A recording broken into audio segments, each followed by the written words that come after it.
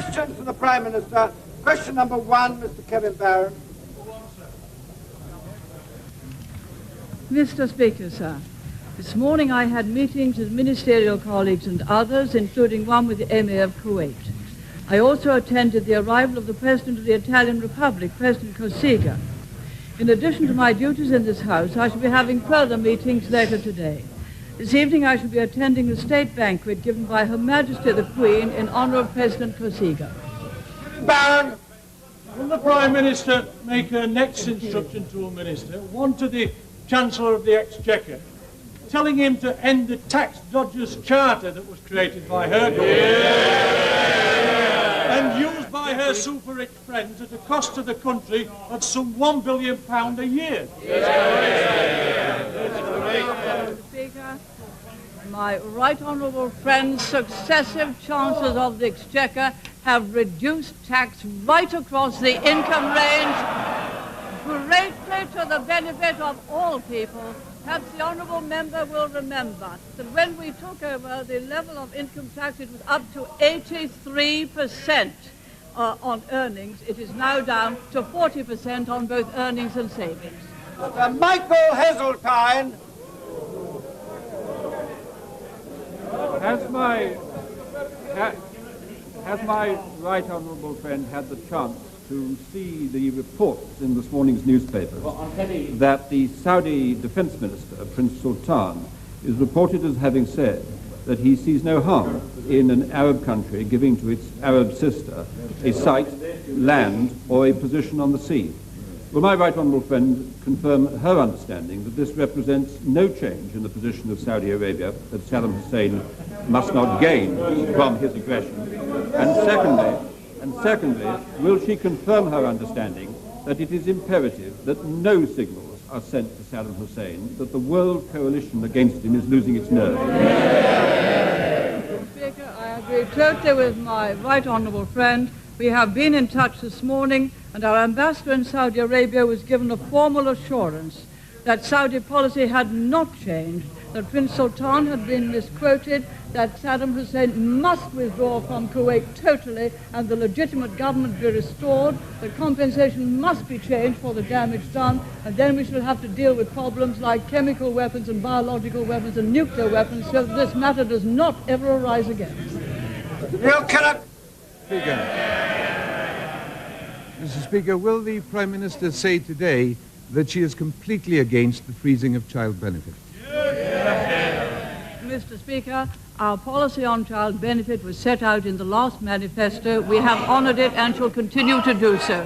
Mr. Speaker, since the Prime Minister is now the Minister in charge of child benefit, can she tell us, does she agree with one of her ministers who said yesterday that she wanted an end to the freezing of child benefit, and that her personal view was that improving child benefit is preferable to bringing in a tax allowance, as a tax allowance would not hit the right target? Can the Prime Minister tell us, is that her personal view as well? The right honourable gentleman must await a statement from my right honourable friend, the Secretary of State for Social Security, on his annual review of Social Security benefits. May I point out in the meantime to the right honourable gentleman that our family policy has increased payments to the family. Indeed, yes, Mr. Speaker, whereas Labour cut, no, they hate facts, Mr. Speaker. They hate facts. Order. Prime Minister's been asked a question. She must be given a chance to reply. The Prime Minister. Our family policy, I compare with that of the predecessor government, which was Labour.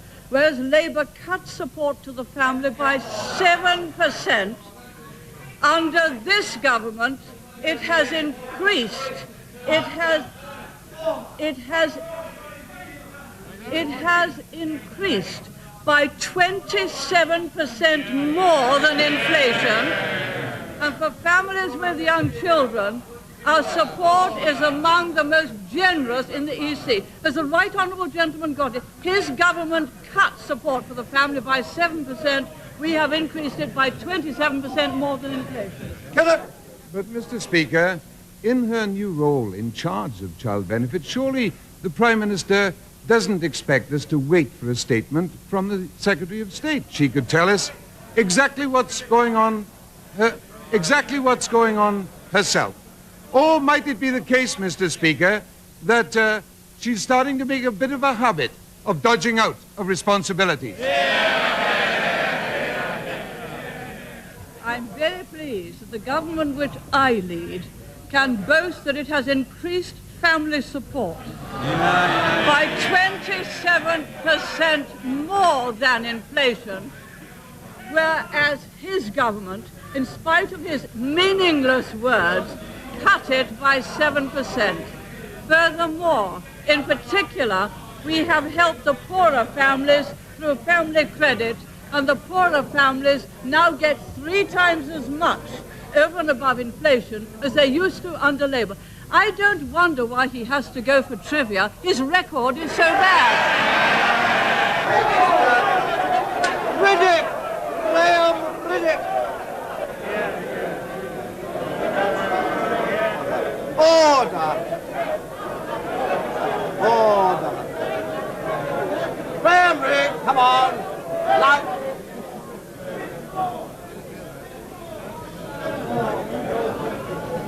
Mr. Speaker,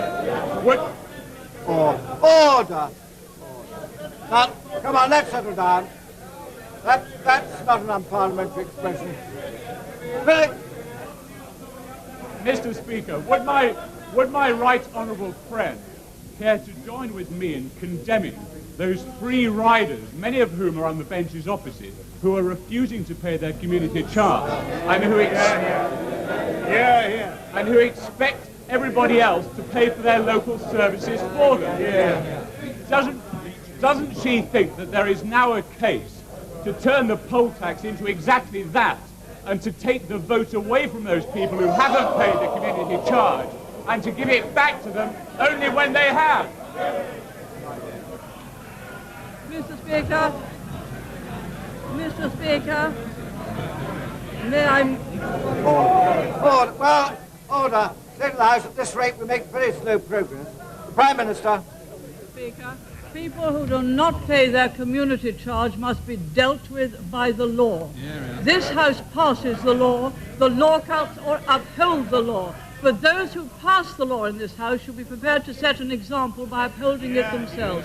Secondly, Mr. Speaker, those who do not, by act of will, pay their community charge are expecting to receive all the services themselves and pass on the cost to their neighbours and constituents, a most reprehensible thing.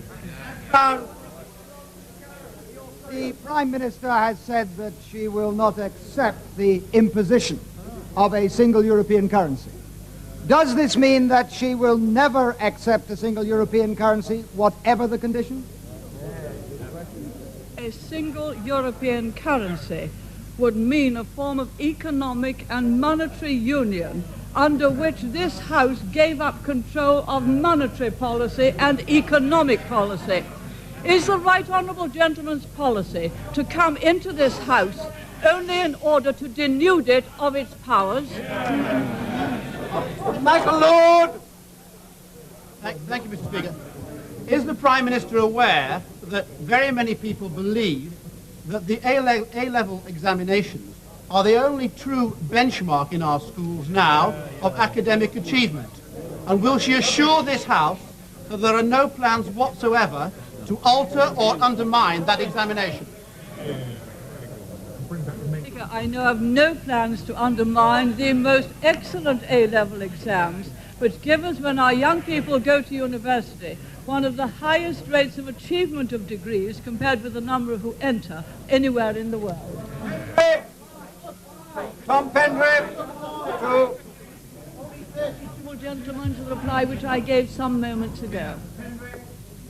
State for Environment's promise in Tokyo last month to inject some £3 billion into the northwest economy should Manchester have won the bid for the 1996 Olympic Games. Is the Prime Minister aware that many organisations as diverse as chambers of trade, commerce, trade unions, investment agencies, and local authorities insist that that kind of investment is necessary unless the infrastructure of the Northwest is in danger of collapse. Would you therefore today stand up and, Olympics or no Olympics, back the Northwest bid and give them the money that they deserve for this development? The Manchester Olympics Committee has an excellent organisation. The Duke of Westminster, as I know, is in charge of it, has great faith in the infrastructure,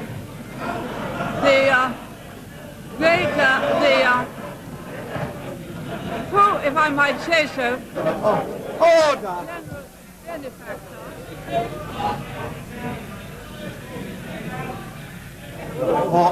Order! Order! Prime Minister. One of the reasons that Manchester's bid is such an excellent one is because the road and air services to Manchester are extremely good. And of course there are excellent hotel accommodation within easy reach. The infrastructure is absolutely first class. That committee has given me to understand that it is getting the necessary finance from the private sector, and we firmly back the bid but made it clear that no public sector money will be forthcoming. Mr. Peter Thunham. I refer my honourable friend to the reply which I gave some moments ago. Is my right honourable friend aware that this country is the first country in the world to carry out commercial field trials for the new ozone-friendly refrigerant gas R134A? Will she ensure that her government follows this private sector lead? And shouldn't the party opposite realise that voluntary methods work best?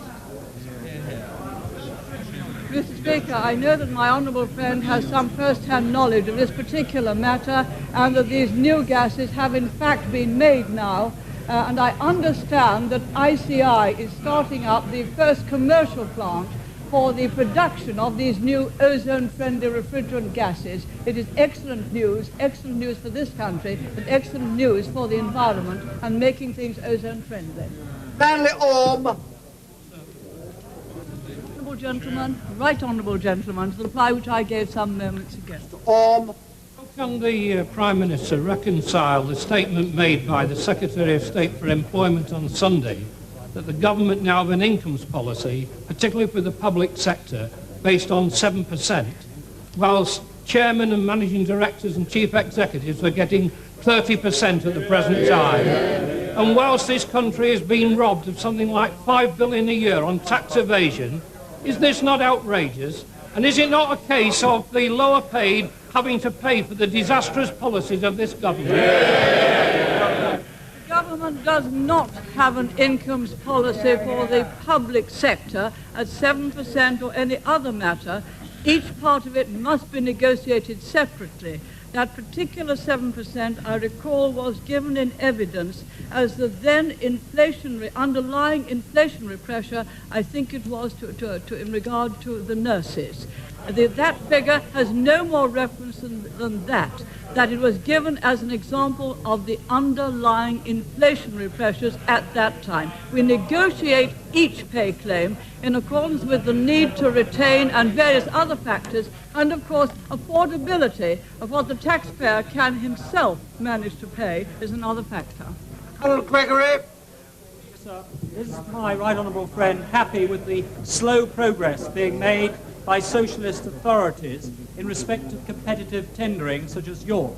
And would she agree with me that the indication of slowness is either inefficiency or corruptness in this respect, and that the community charges are necessarily high in socialist authorities because they are not going to competitive tender?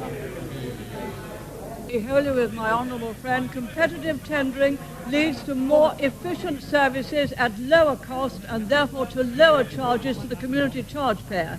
And it should be followed by everyone who is interested in keeping their community charges down and their efficiency up. Gave some moments ago. Joan Ruddock. Does the Prime Minister recall that her last words at the World Summit for Children were, "We will go away from here knowing that it is what we do that will count"? If she really believes that, will she today announce the restoration of the full value of child benefits? Mr. Speaker, does does she regard that as trivia? Maybe she does. Well, the trivia was attempting to say that I was wholly in charge of everything, as the honourable lady knows. That was because the right... Order. Well, order. Oh, House wants to hear. The right honourable gentleman and the honourable lady refused to turn their attention to the most excellent record of this government on family support. The Children's Summit was more concerned with children overseas and the amount of help which they need. And as the honourable lady knows, the record of this government on overseas aid to children in need is very good indeed. May I just give the honourable lady the statistical answers to the question in addition to the one which I previously given. We have, Mr. Speaker, given extra help to the poor families, either on income support or family credit, now worth £350 million a year, particularly to poorer families. And the average payment under family credits is now £30 a week, 3 times what it was under Labour, even taking inflation into account.